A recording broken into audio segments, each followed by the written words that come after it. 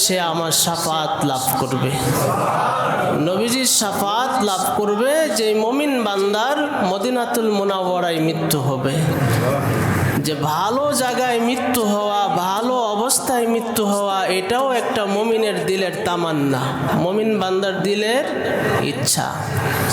কারণ পৃথিবীর শ্রেষ্ঠ জায়গা হলো মক্কা, পৃথিবীর শ্রেষ্ঠ জায়গা হলো মদিনাতুল মুনাওয়ারা।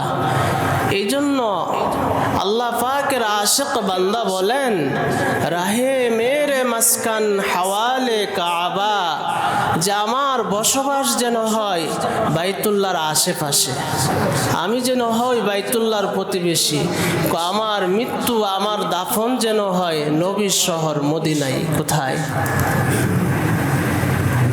মদিনায় যেন আমার মৃত্যু হয়, আমার জিন্দেগির শেষ অবস্থান যেন আল্লাহ নবীর শহরে কাটে, আর সেখানেই যেন আমার দাফন হয়। এটা হলো মুমিনের হৃদয়ের তামান্না, মুমিন বান্দার অন্তরের অবস্থা।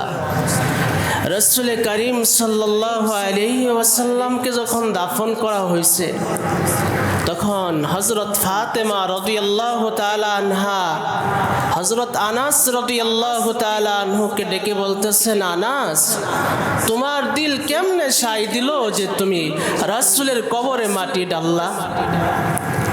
হযরত ফাতেমা রাদিয়াল্লাহু তাআলা আনহা রাসূল পাক সাল্লাল্লাহু আলাইহি ওয়াসাল্লামের রওজায়ে আতাহার থেকে এক মুষ্টি মাটি নিলেন, নেওয়ার পর এই মাটির ঘ্রাণ নিলেন।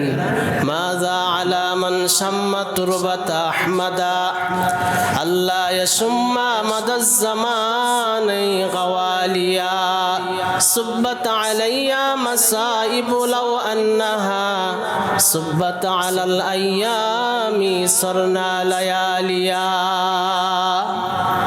হযরত ফাতেমা রাদিয়াল্লাহু তাআলা আনহা রাসূল পাক সাল্লাল্লাহু আলাইহি ওয়াসাল্লামকে যখন রওজায়ে আতাহারে দাফন করা হয়েছে, সাহাবায়ে কেরামকে ডেকে বললেন, তোমরা রাসূলের কবরে কেমনে তোমরা মাটি ডাললা?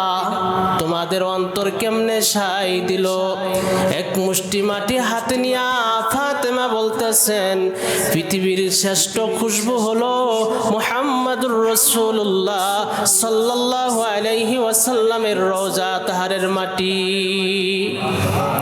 মক্কার শ্রেষ্ঠ খুশবু যেটা গাওয়ালিয়া, তার চেয়েও প্রিয় হলো মুহাম্মাদুর রাসূলুল্লাহ সাল্লাল্লাহু আলাইহি ওয়াসাল্লামের কবরের মাটি।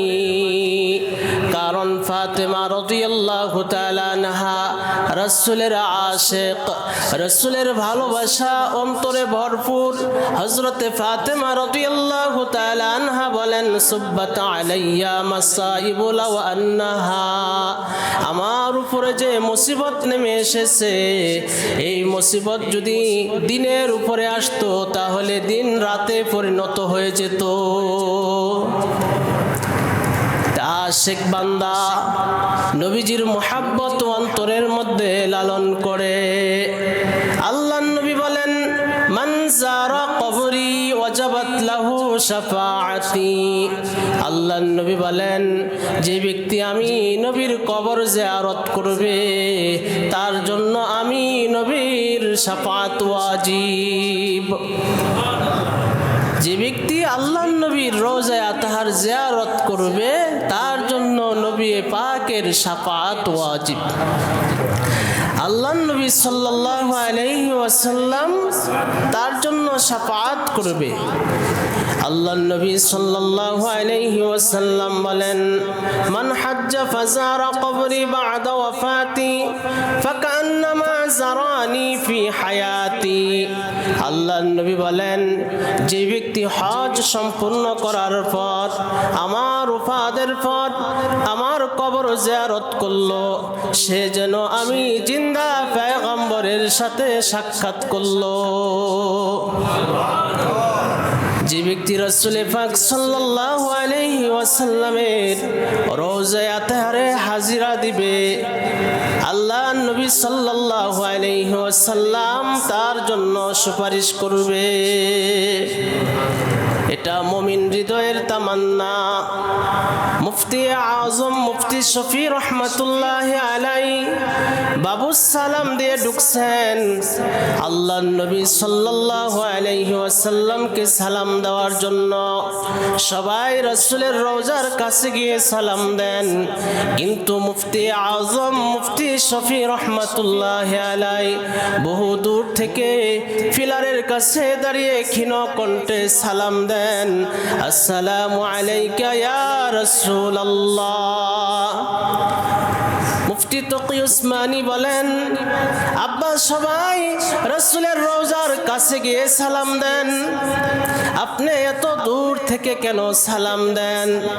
সালাম দেয় আবার কান পেতে শুনে যে আল্লাহর নবী সাল্লাল্লাহু আলাইহি ওয়াসাল্লাম সালামের জবাব দেন কিনা। মুফতি আজম মুফতি শফি রহমতুল্লাহ আলাইহিকে জিজ্ঞাসা করা হইল যে আপনি কান পেতে কি শুনেন? মুফতি আজম বলেন, আমি আল্লাহর হাবিবকে সালাম দিয়েছি, আল্লাহর নবী সাল্লাল্লাহু আলাইহি ওয়াসাল্লাম আমাকে ডেকে ডেকে বলতেছে, ওহে মুফতি আজম মুফতি শফি, তুমি রওজায়ে আতহার থেকে দূরে থাকলে কি হবে? তুমি আমি পয়গম্বরের অতি নিকটবর্তী। মুফতি আজম মুফতি শফি রহমতুল্লাহ আলাইহি সকানে আল্লাহর এমন কিছু আশিক বান্দা রাসূলকে সালাম দেয়, তারা রাসূল পাক সাল্লাল্লাহু আলাইহি ওয়াসাল্লাম থেকে সালামের জবাব তারা শুনতে পান। অমন একটা দিল লাগে, অমন আশিক হওয়া লাগে।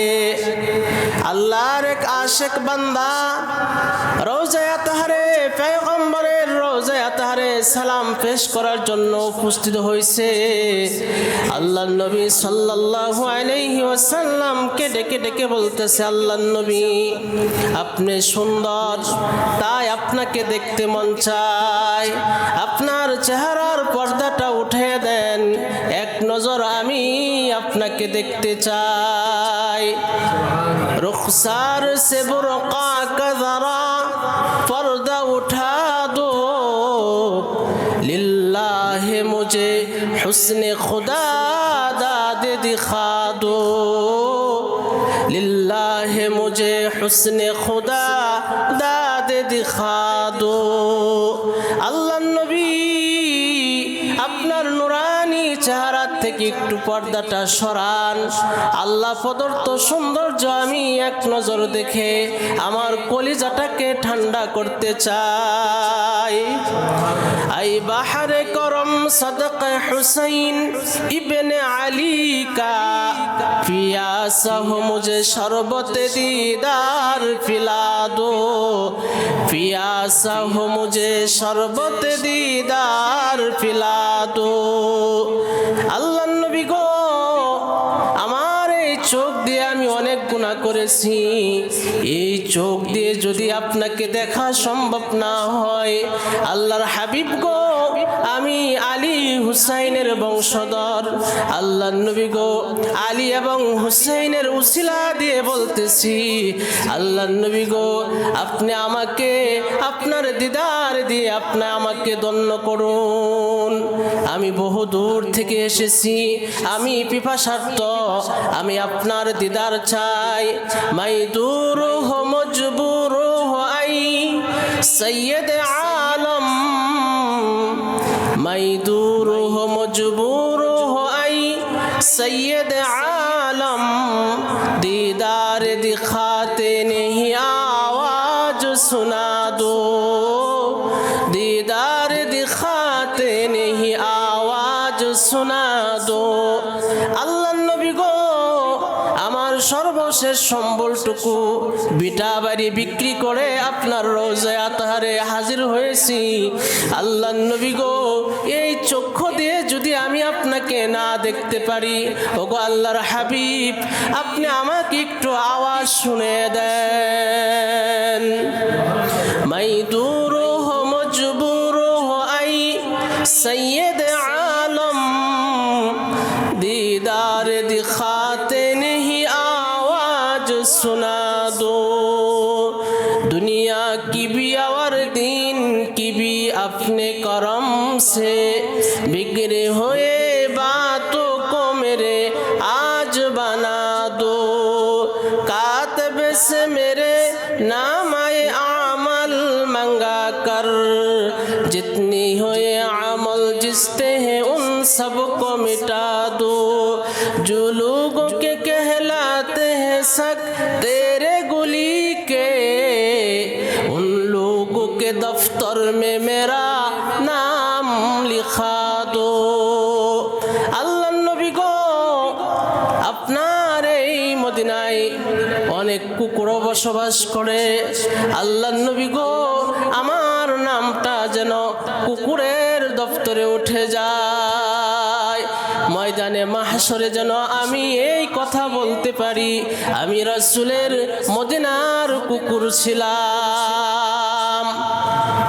নবীর জন্য আশিক হওয়া, নবীর আশিক যারা, আল্লাহর এমন বান্দা আছে যারা প্রতি রাত্রিতে আল্লাহর নবীকে স্বপ্নে দেখেন, প্রতি রাত্রে আল্লাহর নবীর জিয়ারত লাভ হয়। মুমিন বান্দার দিলের তামান্না হইল মদিনাতে ইন্তেকাল করা, মদিনাতে মরা। শাইখুল হাদিস জাকারিয়া কান্দলবি রহমাতুল্লাহি আলাইহি জিন্দেগি ভর হাদিসের খেদমত করছেন, কিন্তু দিলের তামান্না হইল আমার ইন্তেকাল যেন মদিনাতে হয়, আমি যেন রাসূলের সাহাবায়ে কেরাম জান্নাতুল বাকিতে ঘুমিয়ে আছেন, আমি যেন তাদের সাথে ঘুমানোর সুযোগ আমার হয়ে যায়। সব সময় উনি মদিনাতে মরার জন্য প্রস্তুত, যে আমার মৃত্যু যেন মদিনাতে হয়, আমার ইন্তেকাল যেন মদিনাতে হয়। শাইখুল হাদিস জাকারিয়া কান্দলবি রহমাতুল্লাহি আলাইহি অসুস্থ ছিলেন, স্বপ্নে দেখতেছেন মসজিদে নববীতে উপস্থিত হয়েছেন, আর আল্লাহর নবী সাল্লাল্লাহু আলাইহি ওয়াসাল্লাম বলতেছেন, ওহে জাকারিয়া, তোমার বিছানাপত্র এই জায়গায় রাখো। আল্লাহর নবী সাল্লাল্লাহু আলাইহি ওয়াসাল্লাম নিজ হাতে ওষুধ পান করায় দিলেন। আল্লাহ রাব্বুল আলামিন দিলের তামান্না পূরণ করছেন। শাইখুল হাদিস কান্দলবি রহমাতুল্লাহি আলাইহি, আল্লাহ তাআলা তার মাধ্যমে অনেক দিনের খেদমত নিয়েছেন। এই শাইখুল হাদিস জাকারিয়া কান্দলবি রহমাতুল্লাহি আলাইহি আল্লাহ পাক রব্বুল আলামিন তাকে মদিনাতুল মুনাওয়ারায় মৃত্যুদান করছেন, মদিনায় ইন্তেকাল করছেন, জান্নাতুল বাকিতে ঘুমিয়ে আছেন।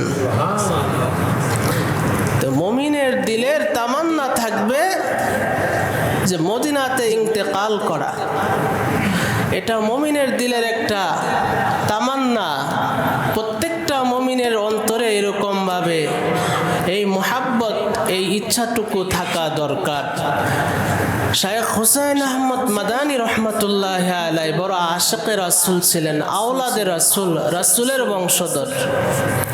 এই হুসাইন আহমদ মাদানী রহমাতুল্লাহি আলাইহিকে যখন মাল্টার দ্বীপে বন্দি করছে, ইংরেজরা এত জুলুম করছে, অত্যাচার করছে, বালুর বস্তা বুকের উপর চাপা দিয়ে রাখছে,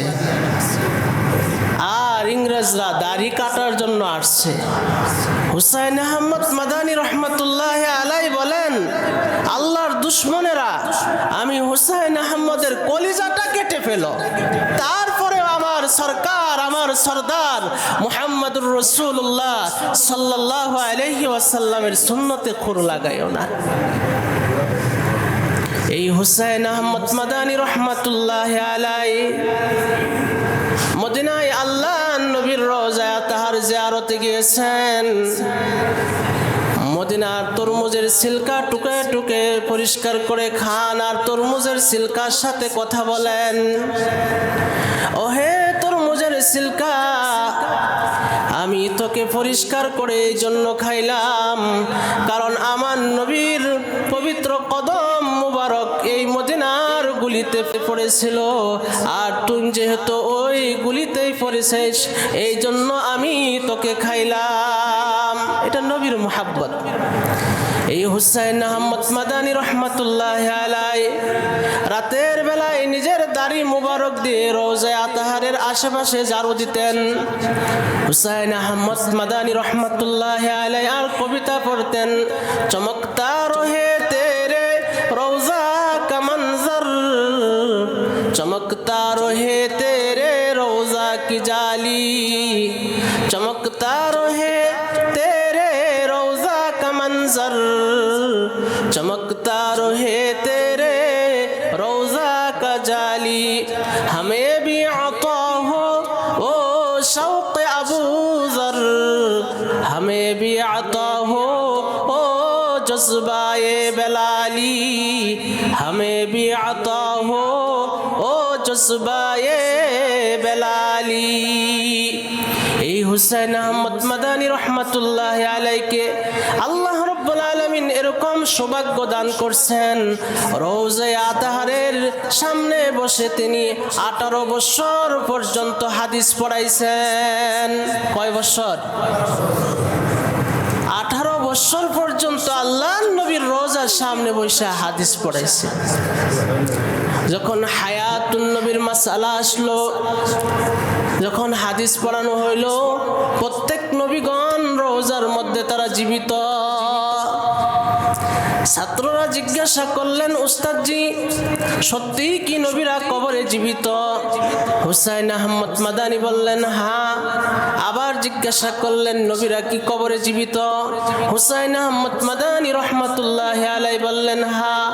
তৃতীয়বার যখন আবার জিজ্ঞাসা করলো, হুসাইন আহমদ মাদানী রহমাতুল্লাহ আলাইহি বলেন যে আমি রওজায়ে আতাহারের দিকে ইশারা করলাম।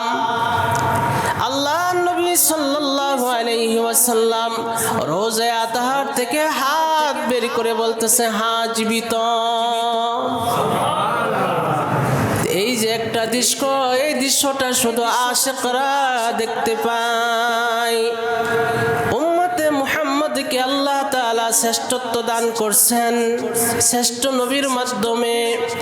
আদম কে লিয়ে ফখরে আলী নসবি হে, आदम के लिए फख्रे आली नसबी है, मक्की मदनी हाशमी वो मुत्तलबी है, पाकीज़ा तरस अर्श समा जन्नत फिरदौस, आरामगाहे पाके रसूल अरबी है, आरामगाहे पाके रसूल अरबी है, ऐ हिस्ते कदम नीचे निगाह फुस्ते सदा हो, खाबिदाई हा रूह रसूल अरबी है, ऐ जाहिर बैते नबवी याद रहे ये, बेकायदा या जंबी सुलब बेअदबी है। আল্লাহ তাআলার কাছে বিশ্ব পয়গম্বরের কবরের মাটি আল্লাহ পাকের আরশে আজিমের চেয়েও দামি, আসমান থেকে যা দামি, জান্নাতুল ফেরদাউসের থেকেও দামি হলো মুহাম্মদুর রাসূলুল্লাহ সাল্লাল্লাহু আলাইহি ওয়াসাল্লামের রওজা আতাহারের মাটি। কারণ যেখানে আল্লাহর হাবিব মুহাম্মদুর রাসূলুল্লাহ সাল্লাল্লাহু আলাইহি ওয়াসাল্লাম ঘুমিয়ে আছেন, আই হিস্তে কদম নিচে নিগাহ ফুস্তে সদা হো, খাবিদাই হা রূহ রাসূল আরবি হাই। সাবধানে কদম ফেলো, নিচু আওয়াজে কথা বলো, দৃষ্টি নিচু করে রাখো, কারণ এখানে ঘুমিয়ে রয়েছেন মুহাম্মদুর রাসূলুল্লাহ সাল্লাল্লাহু আলাইহি ওয়াসাল্লাম। আই জাইরে বাইতে নববী ইয়াদ রহে বেকায়দা ইয়া সুলভ বেয়াদবি হাই, রোজে আতহারের পয়গম্বরের সাথে যেন কোনো বেয়াদবি না হয়। ইমাম মালিক রহমাতুল্লাহ আলাই, যিনি বাইতুল্লাহর সামনে তিনি বসে বসে হাদিসের দরজ দিছেন, রাতের বেলায় তিনি বাইতুল্লাহ তওয়াফ করতেন। ইমাম মালিক রহমাতুল্লাহ আলাই জিন্দেগির শেষ ভাগে তিনি হিজরত করে মদিনাতুল মুনাওয়ারায় চলে গেছেন। মসজিদে নববীতে তিনি হাদিসের দরজ দিয়েছেন ইমাম মালিক রহমাতুল্লাহ আলাই। কিন্তু তার দিলের মধ্যে বারবার একটা বিষয় শুধু ভেসে ওঠে যে বাইতুল্লাহ রাতের বেলা তিনি তওয়াফ করতেন, মুলতাজিমে দাঁড়িয়ে দোয়া করতেন, কাবার গিলাফ ধরে আল্লাহর কাছে রুনাজারি করতেন, সেই চিত্রটা চোখের সামনে ভেসে ওঠে। ও কাবা ইয়াদ আতা হাই, ও কাবা ইয়াদ আতা হাই, ও ময়দানে আরফা याद आता है, कभी जाना अरफा में, कभी जाना सफा में, कभी जाना मिना में, ओ मुरमुर करना याद आता है। ইমাম মালিক রহমাতুল্লাহ আলাই রাতের বেলায় বাইতুল্লাহর গিলাফ ধরে যে কেঁদেছেন, সেই চিত্রটা চোখের সামনে ভেসে ওঠে। কিন্তু দিলের ইচ্ছা হইল আমার মৃত্যু যেন মদিনাতুল মুনাওয়ারাতে হয়। আমি যদি মদিনার থেকে যদি বাইতুল্লাহর জিয়ারতে চলে যাই আর আমার ইন্তেকাল যদি বাইতুল্লাহ হয়, তাহলে তো আমার মদিনার মাটি নসিব হইল না। তাই ইমাম মালিক রহমাতুল্লাহ আলাই নফল হজ করতে আর যান না, কিন্তু দিল কাঁদে বাইতুল্লাহ যাওয়ার জন্য। ইমাম মালিক রহমাতুল্লাহ আলাই এরকম ভাবে বলতে থাকেন, আমি যদি জানতে পারতাম আমার আর হায়াতের কতদিন বাকি আছে, তাহলে আমি বাইতুল্লাহর জিয়ারত করতে পারতাম। আল্লাহর নবী বিশ্ব পয়গম্বর মুহাম্মদুর রাসূলুল্লাহ সাল্লাল্লাহু আলাইহি ওয়াসাল্লামের জিয়ারত স্বপ্ন যুগে হয়ে গেছে। আল্লাহর নবী সাল্লাল্লাহু আলাইহি ওয়াসাল্লামকে জিজ্ঞাসা করলেন, আল্লাহর নবী আমার হায়াতের আর কতদিন বাকি আছে? আল্লাহর নবী সাল্লাল্লাহু আলাইহি ওয়াসাল্লাম মুখে কোনো জবাব দিলেন না। আল্লাহর নবী হাতের 5 আঙ্গুল দেখাইলেন। ইমাম মালিক রহমাতুল্লাহ আলাইহির ঘুম ভেঙে গেল। চিন্তা করলেন, আমার হায়াতের কি 5 দিন বাকি আছে, নাকি 5 সপ্তাহ বাকি আছে, নাকি 5 মাস বাকি আছে, নাকি 5 বছর বাকি আছে? আমি তো বুঝলাম না।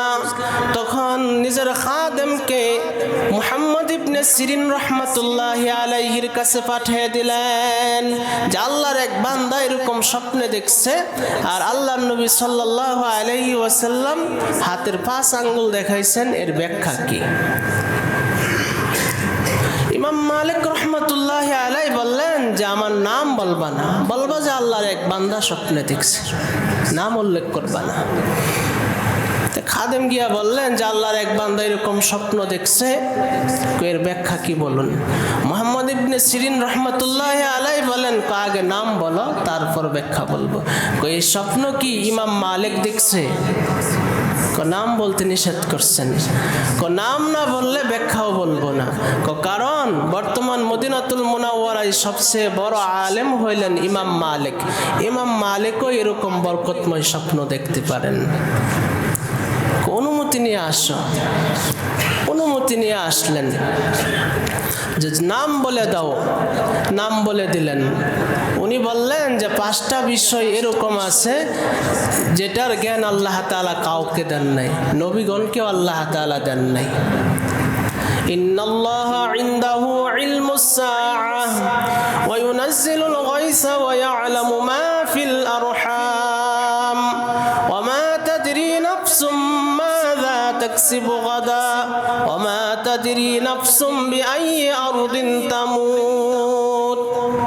মুহাম্মদ ইবনে সিরিন রাহমাতুল্লাহ আলাইহি এই আয়াতে কারিমা তেলাওয়াত করলেন। এই আয়াতে কারিমায় আল্লাহ তাআলা 5টা বিষয় বলছেন যে এই 5টা বিষয়ে কেউ জানে না, একমাত্র আল্লাহ তাআলাই জানেন। 1 নম্বর হইল কিয়ামত কবে সংগঠিত হবে, এটা একমাত্র আল্লাহ তাআলাই জানেন, নির্ধারিত সময় কেউ বলতে পারবে না। 2 নম্বর হইল যে কখন কোথায় বৃষ্টি হবে। এখন আপনারা অনেকে বলতে পারেন যে আবহাওয়া অফিস থেকে তো বলে যে বৃষ্টি হবে, বৃষ্টি তারা যেটা বলে ঠিক আছে হবে, ঢাকায় বৃষ্টি হবে, দেখা গেছে ঢাকায় বৃষ্টি না হয়ে বৃষ্টি হইতেছে মনে করেন সিলেট, এরকম হয় না? এটা একমাত্র সঠিক তত্ত্বটা আল্লাহ তাআলাই জানেন। 3 নম্বর হলো মায়ের রেহেমে যে সন্তান রয়েছে এটা ছেলে না মেয়ে, এটা একমাত্র আল্লাহ তাআলা জানে।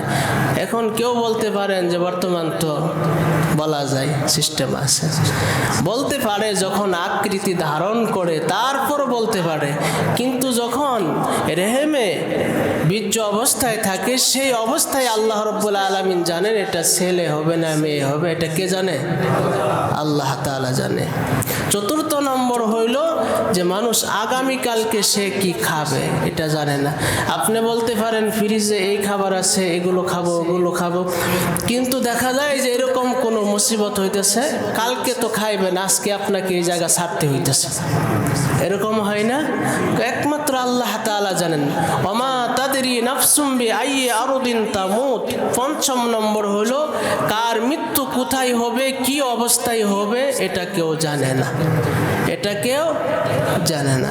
সবাই দেখবেন যে কেউ হোন্ডার দিয়া তার মৃত্যুর জায়গায় সে সফর করে যাইতেছে, কেউ বাসে সফর করে যাইতেছে, কেউ বিমানে সফর করে তার মৃত্যু যেই জায়গায় হবে সেই জায়গায় সে যাইতেছে, কেউ জাহাজে ভ্রমণ করে সেই জায়গায় পৌঁছতেছে যে জায়গায় তার মৃত্যু হবে। তো ইমাম মালিক রহমতুল্লাহ আলাইকে জানিয়ে দেওয়া হলো যে আল্লাহর নবী যে 5 আঙ্গুল দেখাইছেন এর দ্বারা 5 দিনও উদ্দেশ্য না, 5 সপ্তাহ উদ্দেশ্য না, 5 মাসও উদ্দেশ্য না, 5 বছরও উদ্দেশ্য না। এই মৃত্যু কার কখন হবে এটা একমাত্র কে জানে? আল্লাহ তাআলা জানেন। তো মুমিন বান্দার দিলের একটা তামান্না হইল মৃত্যুটা যেন মদিনাতুল মুনাওয়ারায় হয়। মদিনাতে মরার জন্য উমরে ফারুক রাদিয়াল্লাহু তাআলা আনহু সবসময় দোয়া করতেন, আল্লাহুম্মা রযুকনি শাহাদাতান ফি সাবিলিক ওয়াজআল মাউতি ফি বালাদি রাসূলিক। আয় আল্লাহ, তুমি আমাকে শাহাদাতের মৃত্যু নসিব করো, তুমি আমাকে তোমার নবীর শহরে যেন আমার দাফন হয়। এই দোয়া সবসময় উমরে ফারুক রাদিয়াল্লাহু তাআলা আনহু করতেন। নবীজির আশিক হওয়া, নবীজির মুহাব্বত অন্তরে রাখা। অনেকেই দেখা যায় নবীর রওজার সামনে উপস্থিত হয় তখনও দাড়ি কাটে, আছে না? নবীর রওজায় আতাহারে হাজরা দিয়ে আসার পরেও দাড়ি কাটে, নবীর সুন্নতের মধ্যে খুর লাগায়। যে একটা সুন্নতের আমল, এটা আপনার আমার জন্য নবীর কাছ থেকে শাফাআত পাওয়ার কারণ হইতে পারে। যে একজন হাজী সাহেব, দেওনার পীর সাহেব অধ্যক্ষ মিজানুর রহমান চৌধুরী, ওনার কাছে গেছেন, যা বলতেছেন যে নবীর রোজায় সালাম কেমনে পাঠ করতে হয়, কেমনে সালাম প্রেরণ করতে হয়। তখন উনি বললেন যে তুমি এইভাবে সালাম দিবা যে আল্লাহর নবী, আমি এই দাড়িতে খুর লাগে আপনাকে অনেক কষ্ট দিছি, আল্লাহর নবী আমি আজ থেকে তওবা করতেছি, আমি জিন্দেগিতে আর কোনোদিন আমার এই দাড়িতে খুর লাগাইব না। যেভাবে শিখায় দিচ্ছে ওইভাবেই গিয়ে আল্লাহর নবীর রওজায়ে আতহারের সামনে এই কথাগুলো বলতেছে। আল্লাহর বান্দা ওই স্বপ্নে দেখতেছেন মুহাম্মদুর রাসূলুল্লাহ সাল্লাল্লাহু আলাইহি ওয়াসাল্লামকে, যে নবীর দিদার নসিব হয়েছে কখন? যখন তওবা করছে যে আপনার সুন্নতে আর খুর লাগাইব না। নবীর সুন্নতে কে কে খুর লাগাইবেন দেখি তো? একজনও লাগাইবেন না, আল্লাহ কবুল করুক। আর যারা এক মুষ্টির নিচে দাড়ি কাটেন ছাটেন ডিজাইন করেন তারাও কবিরা গুনাহতে লিপ্ত। এক মুষ্টির নিচে দাড়ি কাটা ছাটা উভয়টাই কবিরা গুনাহ। অনেকে মিথ্যা অজুহাত দেন, দাড়ি খাত যায়, অমুক করে তমুক করে, যুদ্ধ করে, কিছুই করে না। আপনি ভালো মতন রাখেন, পরিচর্যা করেন, দাড়ি আপনার সাথে যুদ্ধ করবে না। এটা নাজাতের উসিলা হইতে পারে। তেরে মাহবুব কি ইয়া রব, তেরে মাহবুব কি ইয়া রব शबाहत लेके आया हो, तेरे महबूब की या रब शबाहत लेके आया हो, हकीकत उसको तो कर दे कि मैं सूरत लेके आया हो, तेरे महबूब की या रब, तेरे महबूब की या रब शबात लेके आया हो, हकीकत उसको तो कर दे के भाई सूरत लेके आया हो। ময়দানে মাহশরে এই কথা বলা যাবে, আল্লাহর নবী তেমন আমল নিয়ে আসতে পারি নাই, কিন্তু আপনার নবীর একটা সাদৃশ্য নিয়ে আসছি, এই উসিলায় আপনি মাফ করে দেন। এই কথাটা তো ময়দানে মাহশরে বলা যাবে। আল্লাহ রাব্বুল আলামিন আমাদের সকলকেই হজ্জে বাইতুল্লাহ নসিব করুন। নবীর রওজা আতহারে আমাদের সকলকে হাজিরা দেওয়ার তৌফিক দান করুন। আল্লাহর নবী সাল্লাল্লাহু আলাইহি ওয়াসাল্লাম বলেন, ওয়ালিল্লাহি আলান নাসি হিজ্জুল বাইতি মান ইসতাতা ইলাইহি সাবিলা। যে ব্যক্তির বাইতুল্লাহ পর্যন্ত পৌঁছার সামর্থ্য রয়েছে তার জন্য হজ্জে বাইতুল্লাহ করা কি ফরজ। আর একটা দুকায় কিছু মানুষ আমরা আছি, বলেন এই জুমার আগে অনেকেই নফল পড়ছেন, 2 রাকাত পড়ছেন, 4 রাকাত নফল নামাজ পড়ছেন।